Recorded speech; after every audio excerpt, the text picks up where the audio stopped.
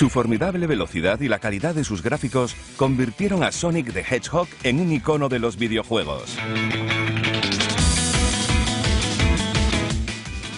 La gran franquicia ha vendido más de 70 millones de juegos por todo el mundo, ofreciendo un gran número de títulos a sus fieles seguidores e introduciendo varios personajes como Miles, Tails Prower, Knuckles, Dr. Eggman, Amy Rose y muchos más. La franquicia aspira a crecer aún más, ya que este año Sonic vuelve con una última entrega, Sonic Generations.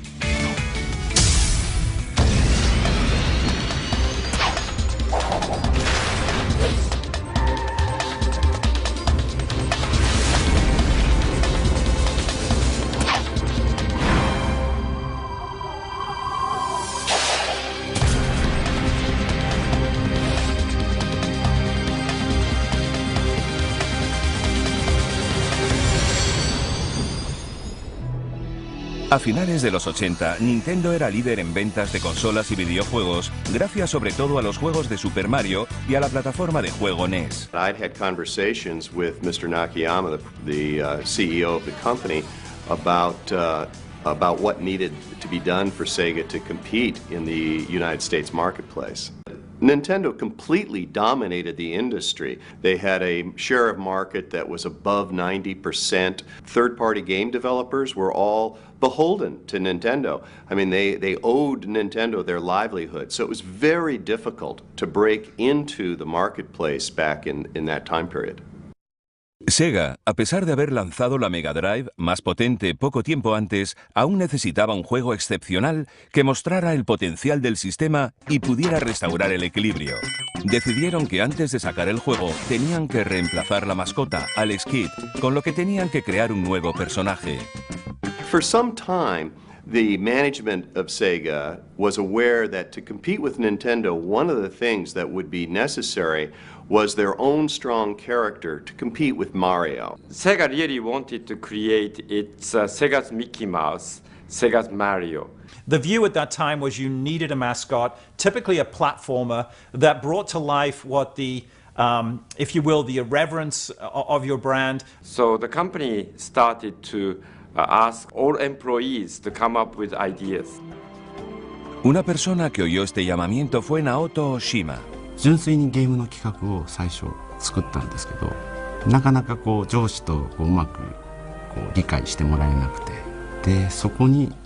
中さんがちょうどプロジェクトが終わって、で中さんに相談して、なんか一緒にゲーム作ってもらえませんかってお願いしたところ、快く中さんがじゃあ一緒にやろうよって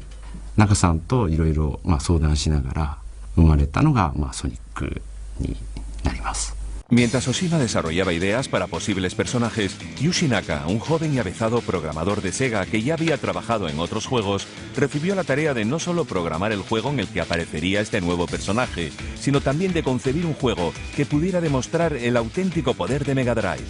そうですね、僕自身が速いものが好きだったっていうのもあるんですけれども、やはりゲームが上手くなったら早くクリアをしていくところができる方がいいんじゃないかっていうのが、その当時のゲームはですね、バックアップとかがなくてですね、セーブができないので、毎回ゲームを始めると一番最初から始めるんですね。今のゲームだと途中から始めることができるんですけど、昔は必ず一番最初から始まっていったので、そうすると一番最初のステージっていうのはもう何度もやってくるんです。そうすると上手くなってくると、このステージはもっともっと早くクリアできた方が嬉しいんじゃないかっていうのが発想の一番大きな元になって、そのためにソニックは速くなっていったんですね。なのでそれで速いスピードの中でクリアしていくっていう、そこがマリオとかと大きな違いになるんじゃないかと思って作り上げました。Mientras tanto, en respuesta a la llamada para buscar ideas para un personaje y un juego nuevos, se convocó una reunión de la junta directiva. Naoto Oshima y Yuji Naka, junto con el resto de equipos que competían, debían presentar sus ideas por separado y solo una propuesta sería elegida. でその社内プレゼンの時に、うちのチームだけが、ゲームもあって、ぬいぐるみもあって、いろんなグッズをプレゼンで発表したんですね。で、そういうこともあって会社がバックアップしてこのゲームをちゃんとなんか力を入れて作ろうということで、その当時の中ではすごい期間も通常よりも長くもらえていいゲームを作れということで作れたというのがスタートになると思います。やはりソニックでの大きな違いっていうと今までそれまではマリオとかもそうなんですがブロック単位でゲームのマップが構成されているところをですね滑らかなこういう風な形をすごく高速で駆け抜けるっていうところが大きなチャレンジだと思います。でここは滑らかに動けるっていうところがある程度目処がついたので滑らかにできるなら回れるんじゃないかということを思ってですね僕自身が。でそこでこういうループみたいなところのプログラムを作り上げてきて、ですけどこれを作ったはいいんですけどもものすごいここ高速でいくとですねループ回らずに突っ込んでいったりとかですねすごく綺麗に回すのに苦労した覚えはあります。ソニックというキャラクターの絵をいろんな方に見てもらうとソニックはすごく子供のキャラクターでなんかすごく可愛いキャラクターだというふうに思われたので、でも私が思ってたソニックはもっと大人をイメージしてたの。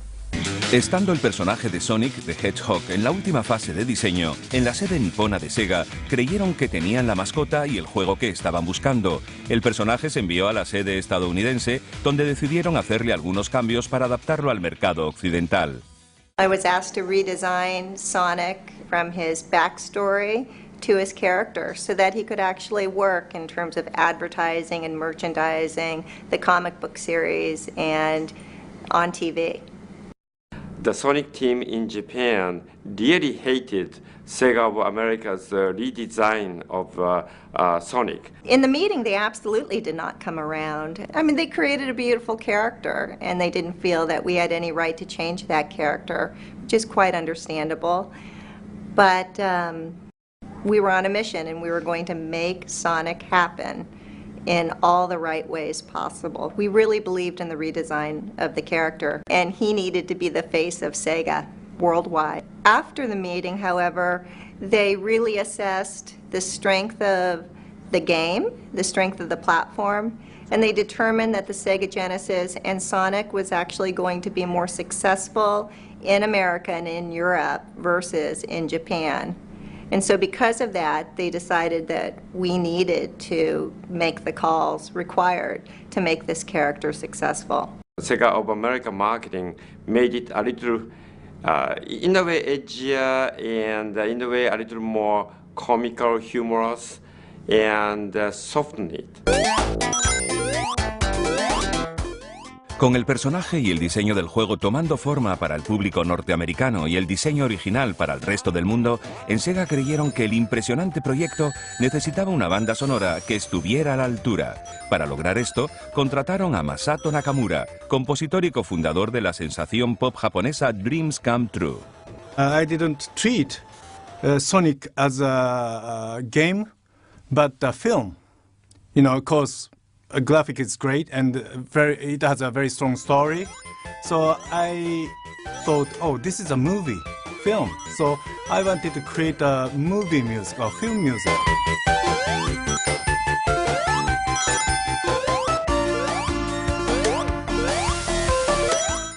Sin embargo, con el juego aún en etapas tempranas del desarrollo, Nakamura solo podía emplear imágenes estáticas como inspiración. So Sonic staff explained to me, it's gonna be like this, it's gonna be like this. And I started,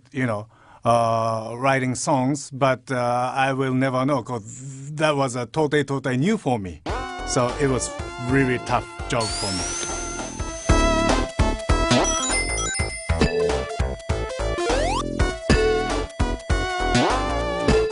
So just because, I wanted to treat Sonic the Hedgehog as a film, my inspiration comes from each graphic, each stages. So if I can see a red color, so my music's gonna be like a volcano stuff, or if I can see Iceland, I wanted to create a kind of icy music. So my inspiration came from visual or graphic. At the same time, the Mega Drive system, the sound system is very limited. Maybe we could use 4 sound or at the same time. So it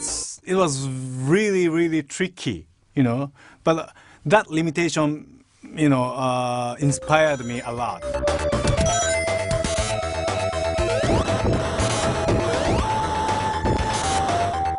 Las versiones de prueba del juego gustaron en Sega e hicieron que aumentara la confianza en que Sonic the Hedgehog sería el juego que le daría a Mega Drive el impulso que requería para demostrar que se trataba de una consola de tecnología punta para la época.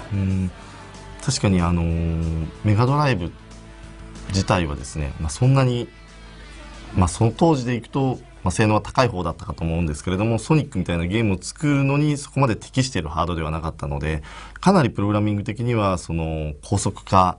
いかにしてそのスピードを上げていくかっていうプログラムはかなり詰めて作っていった記憶があります。I was at SEGA Japan and visiting one of their R&D labs when I saw a very, very early version of Sonic. Graphics were half done, just part of the first Green Hill Zone. And it looked interesting from a different distance because it was so bright. But once I got up closer to it, they started going and moving Sonic around, having him roll up into a ball and then start moving. And it was like I had never seen speed like that. 作ってる時は本当に限界までやろうって言って割と早くしていたりした瞬間があるので、その時は確かに気持ち悪くなったりはしましたね。なのでそういった意味ではスタートする瞬間だったりとか、その後の流れてるところとかの調整みたいなのはその当時やった覚えがありますが、それでも最終的にはですね、プログラム、その当時のソニック1の時はソニック1の僕が作ったプログラムの限界まで実はスピードは最終的にも出してしまったんですね。なのでどちらかというと慣れてしまったのかもしれないですね。当初は確かに大丈夫かなと思った瞬間はあるんですけれども。About 2 months later, I went back to SEGA Japan and got to see another version of it. The first level was mostly complete, and I was able to go and play it for myself. Then I knew we had something special. Con el juego prácticamente terminado, ¿cómo presentaría Sega este título como algo sin precedentes? ¿Cómo cautivó Sonic al planeta entero? So the Consumer Electronics Show was approaching, where not only was Sonic going to be unveiled, but also Super NES was going to be unveiled. Now, as a marketer, we knew that we had something great in Sonic. We didn't have one thing that Nintendo did, and that was a lot of money. For every dollar that we had in marketing, Nintendo had $10 or more in marketing dollars. So we had to go and be smart, we had to be bold, we had to go and figure out different ways to go and do it. So we kept Sonic a secret until CES. CES opened, and before the show opened, Nintendo had their big press conference introducing Super NES, saying why it was the greatest system in the world. It was the only system to go and think about. They had this great software lineup, including the new Super Mario World. After their press conference was over, the doors to CES opened, and about 2 minutes after that, a reporter from a major national magazine came up to me and said, Super Nintendo has 32,768 colors. You've only got 512. What are you going to do about it? So silently, I just motioned for him to follow me and walked over to a place in our booth where we had 2 large TV monitors. One had Sonic the Hedgehog, and one had the new 16-bit Super Mario. And I said, which one has more colors? I said, it's not how many colors you have, it's what you do with them. Immediately he saw the difference, and that's how CES started for us. What really started to convince us that we had something great was when we actually focus tested Sonic with, kids to adults, and the reaction towards Sonic versus Mario in that focus test was just incredible. That's when we decided, that's when we knew we had a hit on our hands. Because when you looked at all the people playing Sonic the Hedgehog, they were, it's young kids as young as 3 to as old as 50 or 60, playing and loving the character. Para crear un rumor sobre la aparición de Sonic, Sega pensó en una estrategia de marketing muy directa pero arriesgada. I believed in being very aggressive in marketing. I believed in taking Nintendo on head on. So one of the challenges that we had when marketing Sonic is we wanted to go directly up against Mario, and we wanted to do that in TV. We created very competitive TV ad comparing Nintendo game and Sega game side by side with price tag attached to it. And we knew that the minute we would televise a commercial against Mario, that Nintendo would require that we pull the TV spot. Tom and the marketing team asked me, do you think this will be acceptable to the Japan management? And I scratched my head and thought about this and decided not to tell the Japan management until only a few days before we air. And in case they said, you can't air this, stop it, I was thinking to tell them that I tried to stop it, but I couldn't stop it in time. It was, I think, pretty innovative on our part to throw pretty much all of our media dollars against that one night worth of TV.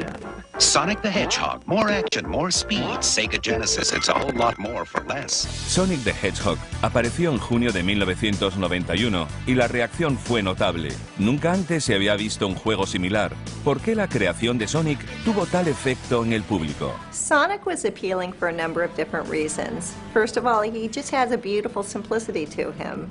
Clean lines, just a gorgeous set of colors, the blue and the red tennis shoes. But secondly, he really communicated the power of the game just by looking at him. When you see those red tennis shoes, you just assume he can run fast, and he did. And his spin attack made it appear as though nothing could defeat Sonic the Hedgehog. And then the attitude at the end was just kind of the perfect topping. 僕が初めてソニックを触ったのはジェネシス、メガドライブの時ですけれども、ソニック・ザ・ヘッジホッグというオリジナルタイトルです。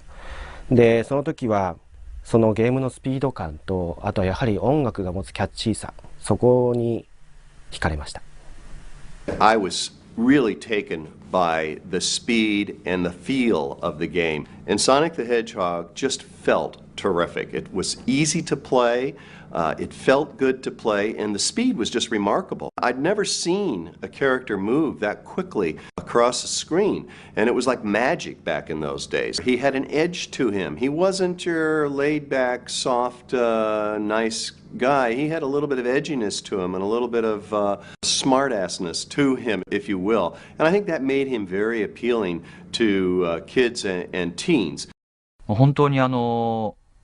まず第一印象かっこいいと思ったんですね。青いあんな小さな頭身のキャラクターですけども、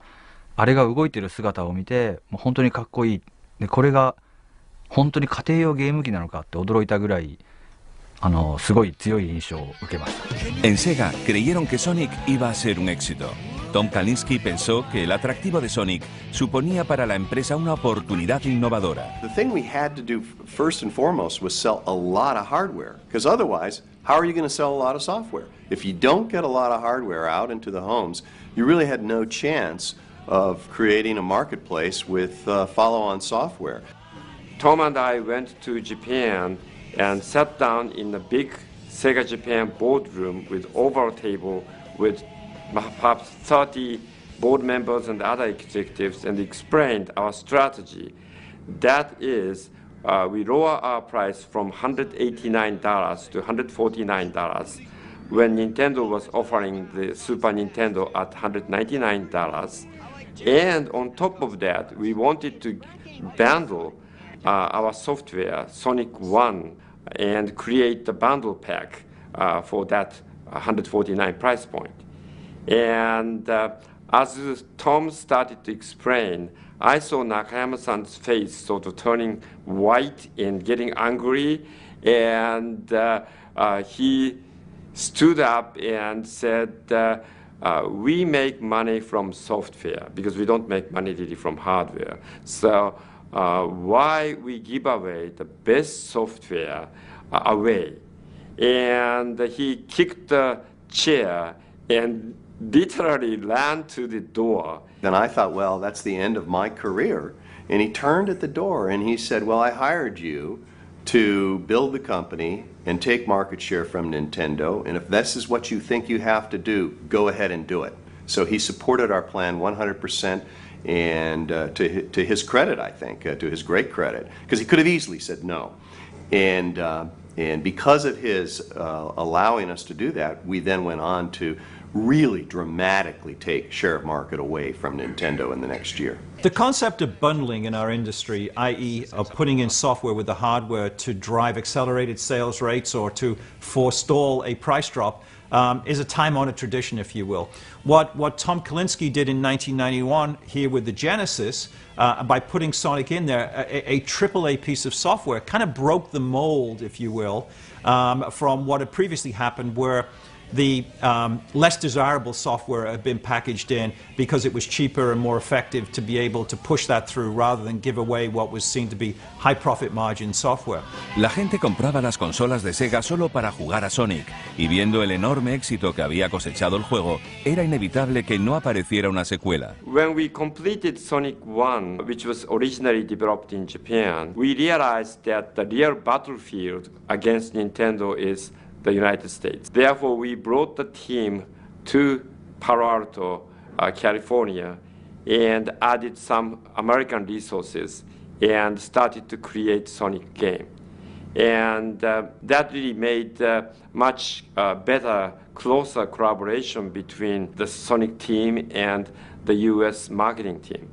After Sonic 1, we wanted Sonic to continue to grow. We managed his career, much like you would manage the career of a famous actor. And so what was important is that, first of all, we grew Sonic's world, and we introduced a new character by the name of Tails, so Sonic had a friend.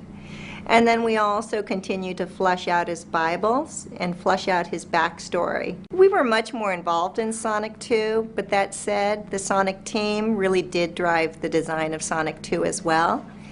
Al Nelson and I were a part of making sure that the new characters that were designed fit within the entire world. But the game was definitely driven, conceived of, and developed by the Sonic team. And they did a beautiful job as well. Una vez listo para salir Sonic the Hedgehog 2, en Sega ingeniaron una maniobra de marketing que convirtió a Sonic en una sensación mediática mundial y volvió a mejorar las ventas de la Mega Drive gracias al Día de Sonic 2. Sonic Tuesday was an industry first, and we're proud of it. It was one of the first worldwide launches, if not the first worldwide launch. There was a whole lot of logistics involved in making sure that we had all the millions of Sonics delivered to every single retail outlet and making them hold it until Sonic Tuesday. And I remember talking with the president of some of the air freight companies we were using, and they were pulling their hair out and helping us manage this process of air shipping to every retail store and truck shipping to every retail store in America to make sure the product all arrived the same moment so that it could be at retail that next morning. Nunca antes se habían presenciado estas escenas en todo el mundo por un videojuego casero, con gente haciendo cola bajo la lluvia para aprovecharse de las aperturas de medianoche, hecho inusual entonces en la industria del videojuego. El Día de Sonic 2 supuso un gran avance para esta industria, un nuevo patrón de marketing y publicidad que otros imitarían. Los dos primeros títulos de Sonic habían sido éxitos increíbles y cada vez tenían más seguidores. Todo el mundo parecía querer a Sonic. Y mientras la popularidad del personaje crecía, Sega seguía produciendo y sacando al mercado más juegos para añadir a la franquicia. Aparecían seguidores de Sonic por todas partes y con ellos una locura competitiva, ya que los fans querían demostrar quién era el mejor entre sus amigos. Everything we did was with this one goal in mind, to make Sonic a very, very strong brand, a preeminent brand in the video game industry, and also for kids' products in general. I believe that it was the first time anybody dared put their lead product in with the hardware. It was the first time there was TV shows developed around a character. I think it was the first time there were Happy Meal promotions where we sold 50 million Happy Meals with Sonic characters in it. I think it was the first time a character was in the Macy's Day Parade. from a video game. So I think there were a lot of firsts that we did. And certainly it was the first time anybody made fun of their main competitor in television advertising and kind of ridiculed their main competitor in television advertising. Más tarde, en 1998, el paso de Sonic al 3D fue un gran éxito gracias a Sonic Adventure para Sega Dreamcast. そうですね、この20年間の歴史の中で、一つの大きなターニングポイントっていうのが1998年のソニックアドベンチャーだったと思います。それまでメガドライブの、ドット絵のソニックが、3D になって、で単にそれが 3D になるだけではなくて、キャラクターとして初めて声を喋って、キャラクターが一体どんな気持ちでどういう目的で敵と戦うのかという、そういうドラマ的な部分が初めてこうゲームの中に、加わったのがソニックアドベンチャーでして、喋らなかったメガドライブの、ソニックがこう初めて、キャラクターとしてこう皆さんにこう初めて、そのキャラクター性を伝えられた。This no longer really was purely Sonic on a tight rail going up and down across mountains and terrains. There was this magnificent world now that surrounded, because of the power of the hardware, that surrounded Sonic and his friends.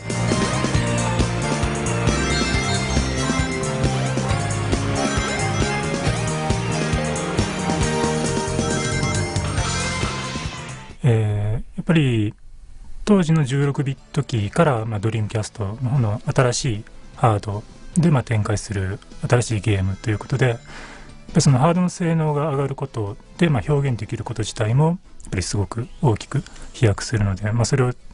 見た目デザインの方でどう表現していくかっていうところで、まずそのキャラクターの見た目の変化によるインパクトっ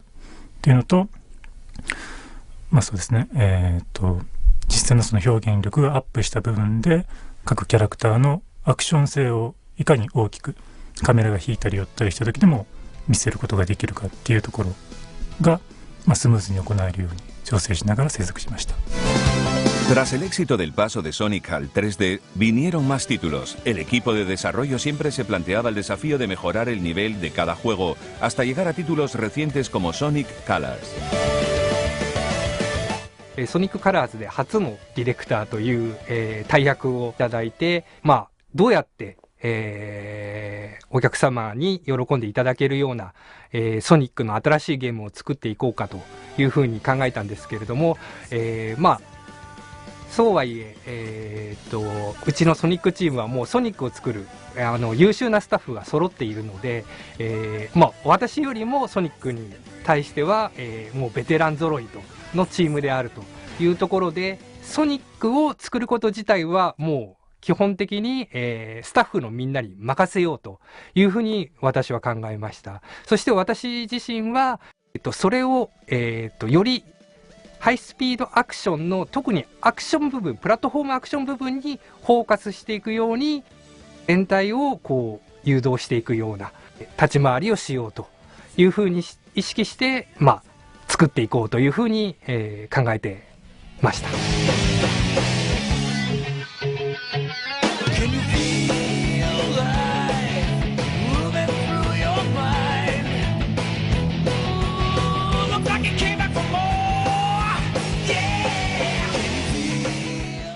La música de Sonic, que ha ido creciendo con contribuciones de músicos que le aportaban su estilo personal a la franquicia, sigue captando cada vez más adeptos.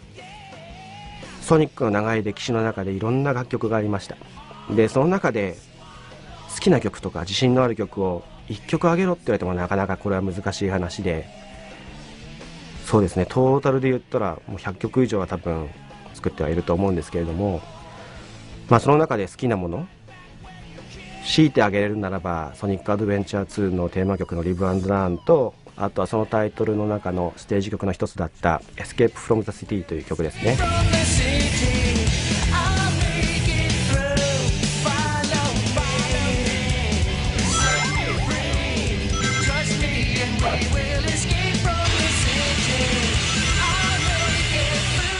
で他の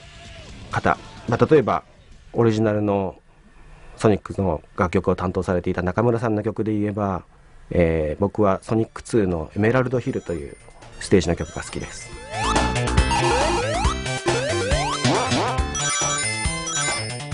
Of course, you know, the project of Sonic 2 is based on the Sonic 1's experience, of course. But, you know,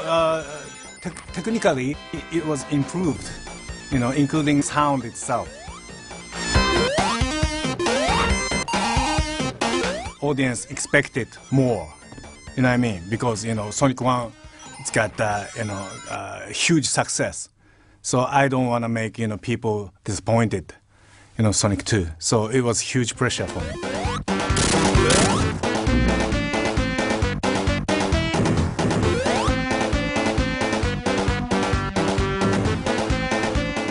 Sonic シリーズの中でこれまで自分が担当した曲で、思い入れがあるというか、一番力を入れて注いできて、力を入れて作ってきたのが、各タイトルごとのテーマ曲だったりします。でやっぱりどの作品でも一番そのテーマとなるものが一番その作品の核となるものを表しているので、ソニックのタイトルの、楽曲を制作して今まで一番、楽しかったなと思う、思い出はですね、ソニックアドベンチャーの楽曲制作になります。あそこで、録音の楽しさっていうのを知りましたし、世界中のプレイヤーのこのなんて言うんでしょう、クオリティの高さというのをもうまざまざと、肌に感じた初めてのタイトルでしたので、今ある、僕のこう制作スタイルっていうのもあのタイトルでなんか確立されたんじゃないかなと思っています。それぐらい僕の中では大きいタイトルになっています。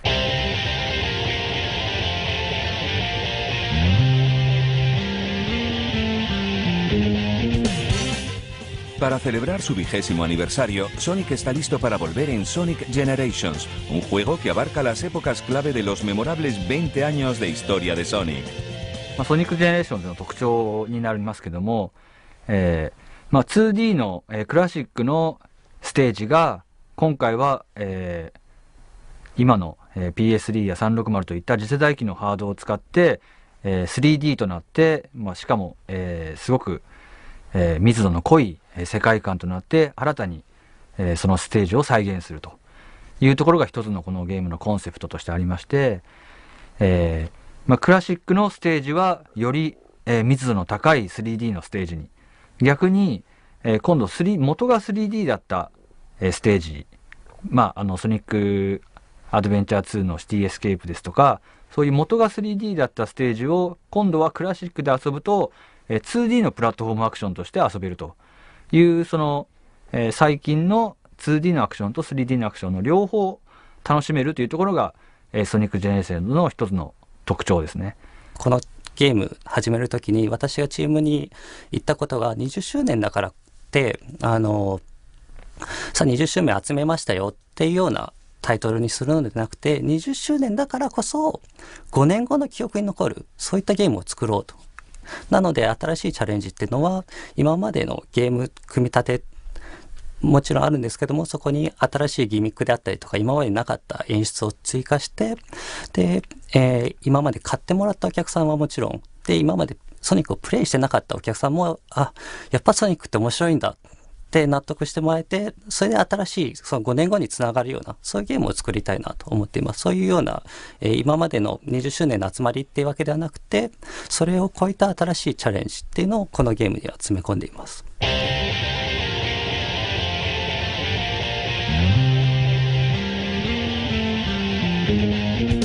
It's incredible to think now that we're in our 20th year of enjoying Sonic the Hedgehog games.